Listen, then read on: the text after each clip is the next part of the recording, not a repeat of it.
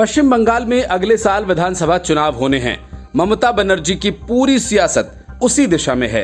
अपनी हर नाकामी और काहिली का ठीकरा मोदी सरकार पर फोड़ना, इसीलिए ममता बनर्जी को सबसे आसान लगता है। कोरोना के आंकड़े छुपाने से लेकर राज्य में बदइंतजामी का जो खेल ममता खेल रही हैं, वो अब उन पर ही भारी पड़ता जा रहा है। अपनी हेकड़ी दिखाते हुए ममता बनर्जी ने इस बार तो हद ही कर दी। ममता बनर्जी के भारत बांग्लादेश सीमा पर कार्गो की आवाजाही की अनुमति न देने पर केंद्र सरकार ने राज्य की आलोचना की है। केंद्रीय गृह मंत्रालय ने दो टूक कहा कि केंद्र सरकार के कार्गो को इस तरह रोकने पर पश्चिम बंगाल सरकार के खिलाफ आपदा प्रबंधन कानून के उल्लंघन का मामला दर्ज किया जा सकता है। गृह सचिव अजय भल्ला ने पश्चिम बंगाल के मुख्य सचिव राजीव सिन्हा को पत्र लिखकर कहा कि 24 अप्रैल को कार्गो को सीमा लांघने के निर्देश दिए थे। गृह मंत्रालय ने भारत नेपाल, भारत भूटान और भारत बांग्लादेश सीमा से जरूरी सामान के स्थानांतरण के निर्देश दिए थे। और इसी के साथ अजय भल्ला ने मंत्रालय को एक स्वीकृति रिपोर्ट सौंपने को कहा था।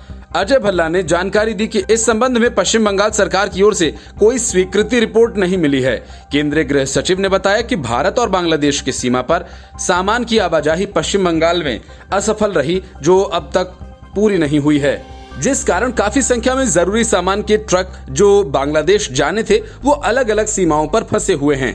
बांग्लादेश से लौटने वाले ऐसे कार्गो के चालकों को भी भारत की सीमा में घुसने की अनुमति नहीं मिली।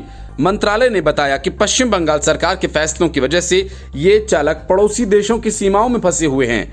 गृह सचिव ने बताया कि लॉकडाउन 3.0 की नई गाइडलाइन में साफ कहा गया है कि कोई भी राज्य या केंद्र शासित प्रदेश पड़ोसी देशों में व्यापार करने के लिए सीमाएं लांघने पर कार्गो के आवागमन को नहीं रोक सकती है। केंद्र सरकार ने कहा कि पश्चिम बंगाल की सरकार भारत बांग्लादेश सीमा पर जरूरी सामान के आने जाने की अनुमति नहीं दे रही है।